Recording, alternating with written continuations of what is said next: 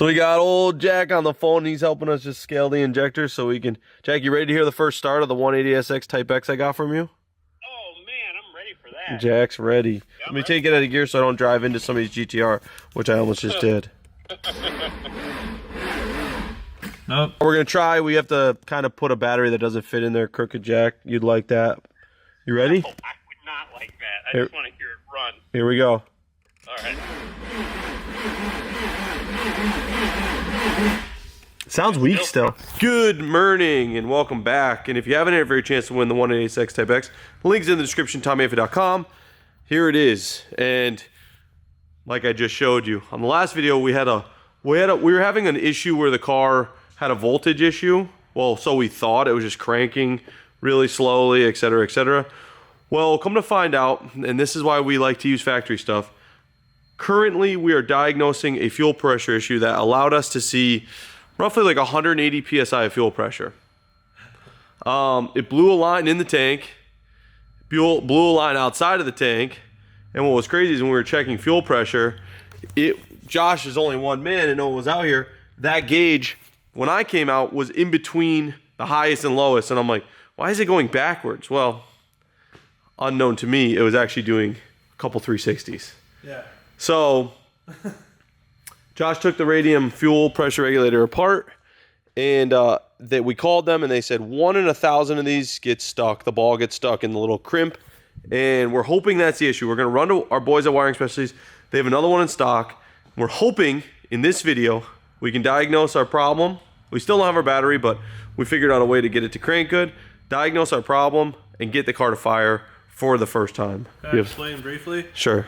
So basically how this works is you have a diaphragm. This little ball will allow fuel out and out. The spring pressure, It's like a wastegate. basically like a wastegate. So the problem I'm having is with this backed all the way out, he was saying that with the AM 340, I should be getting a minimum of 25 PSI, like with it backed all the way out. It's the That's lowest you can nothing- go, Yeah, yeah. yeah, or it can go up to 100.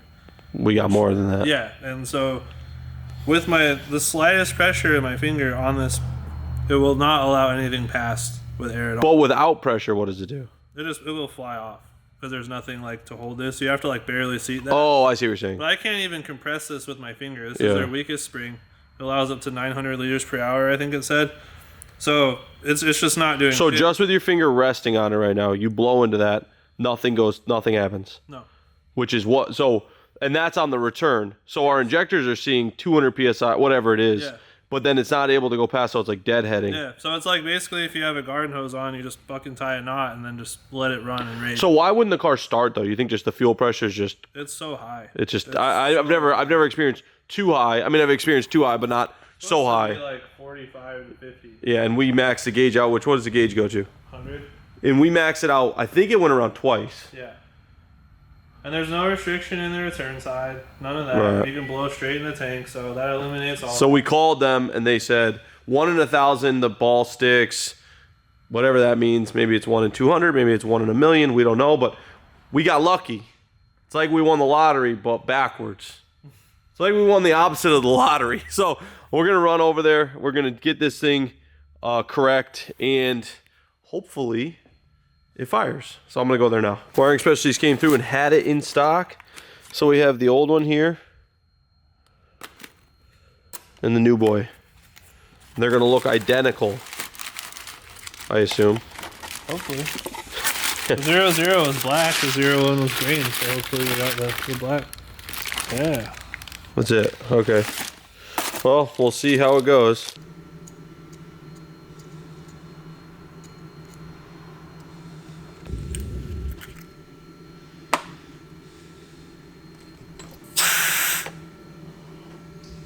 Passes.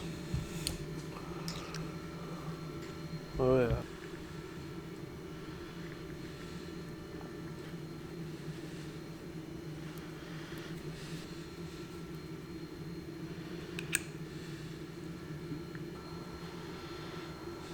The low.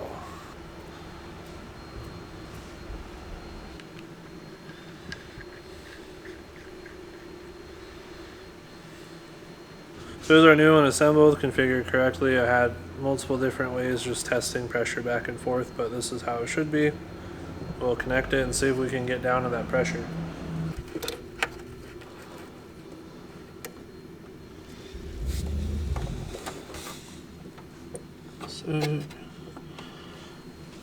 Okay, so this is the first start. Josh swapped the fuel pressure regulator, and we are about to see if this thing will turn over.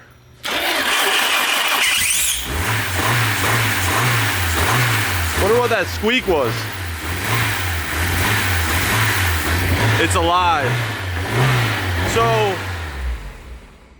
you have just keep, because we gotta get the Yeah. Set up, yeah. So yeah, that was a nightmare. So the fuel pressure regulator is confirmed to have been bad out of the box, which Radium saying 1 out of 1,000. Not trying to throw them under the bus. They knew exactly what it was. It sounded like, and now it runs. So now we've got to go through, dial some things, make it good, get it on the ground, and get Jack to remote in and kind of tune it so Josh doesn't have to keep revving the throttle to keep it running. Yeah. But that's pretty good. Hell yeah. Just got to figure out that little squeal too, the belt squealing or something. When I had the cover off a second ago, just double checking it, we had fire oil pressure. Yeah, I saw that. So that's good. So our fuel pressure is at, well, it's at 30 right now. Well, it was at 45. Oh, this is 130. Yeah. That's sick. So it's alive. So now I'll take the fuel pressure gauge off. I'll set it fully, take the fuel pressure gauge off, and then button this all back up and get it on the ground, and we'll get Jack on the horn. Fucking thank goodness. Cars, man. I'll tell you. This is why we like to use OEM parts, though. Out of the box, Radium knows the fucking thing's bad. Like, fresh out of the box. What else? How many times have we had this problem with RBs and NISBA regulators? Zero. Zero times.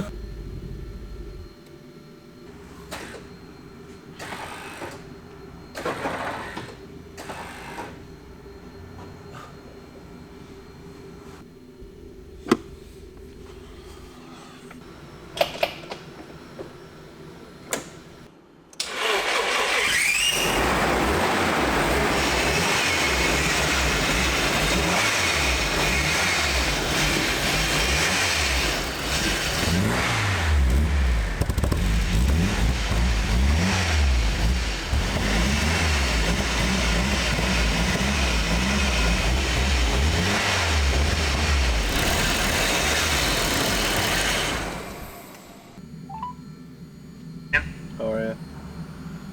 Good, just trying to get things going. I hear it making a shit ton of noise and then it went away. It was making noise? Yeah, and then it stopped. I want it to make noise. Good. Alright, try and start it real quick.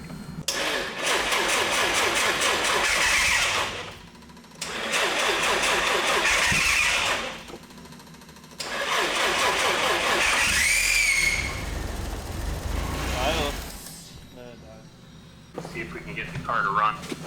Okay. Just a very tiny Phillips. Sometimes they're Allen, sometimes they're not. Can you see like if I'm doing enough, or do you want me to just kind of go a bit and then try it? Yeah, you're up a bit. Okay. About 4%. Okay. I can go more or less or whatever. Yeah, so let's go a little more, and then we'll see if it wants to stay on with 10%. Okay. And then I'm gonna overdo it at first so that I can bring it back down. I just want to get the car stable. There you go. That's right around 10%. You can leave it right there. Cool. Can you hold it at 100 for me? Yep. All right, let's go. Yep. Okay, we're zeroed now. All right, go ahead and see if it wants to start and idle.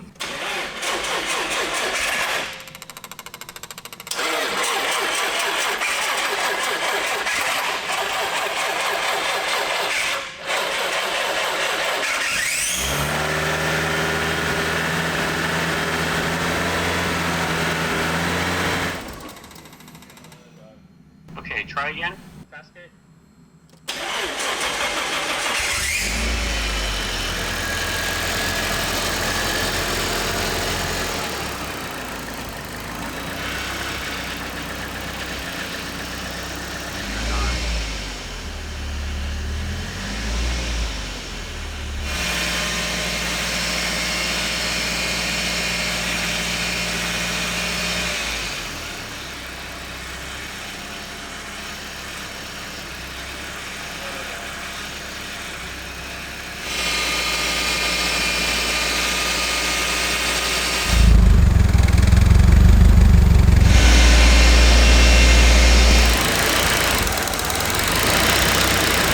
closer. They're probably like, what would be 35? Like 185. Cool, I'll lock it.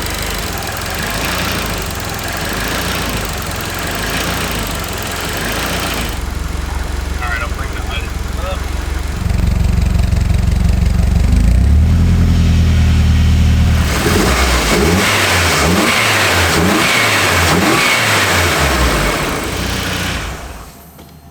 Awesome, thank you. So like you just saw, it starts, runs, and I'm about to try to prove that it drives.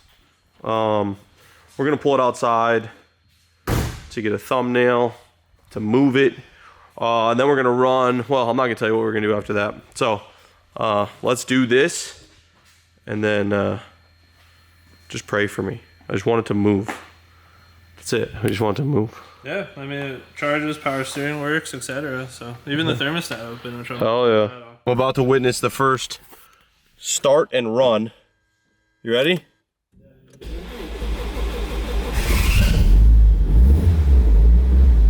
All right, Josh's gonna try to disconnect the battery and see if it stays running, because we don't have our battery yet. Go ahead. And it does. Yeah. Fucking hit my knee.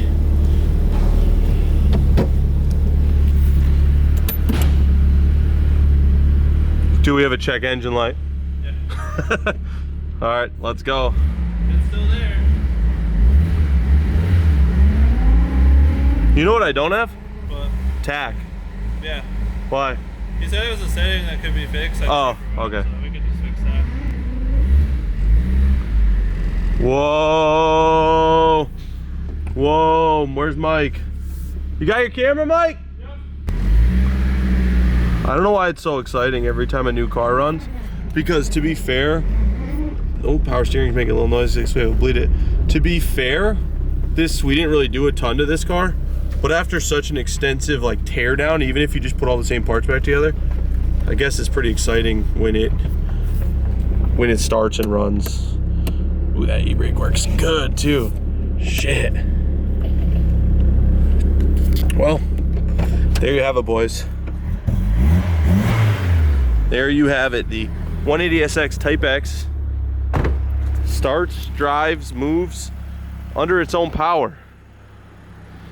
And I'm excited about that. It's the first time it's moved out of the shop under its own power in 8 months. It looks so good out here. Anyway, this has me excited. I'll be down in Florida mobbing this thing all, I guess, next weekend. So if you're around and you're going to the LZ Invitational, I will be somewhere with this thing, cruising, giving it the run in, making sure everything's safe and good for the winner of the car. And if you haven't entered for your chance to win the 180SX Type X, link is in the description, tommyfyeah.com. We officially have a moving, running, driving, 99.9% complete car. Needs a tune and wideband installed. But next video, we're gonna wrap it up. We've got 2 more mods to put on the car, and then I'll see you guys in Florida. Thanks for watching. Bye.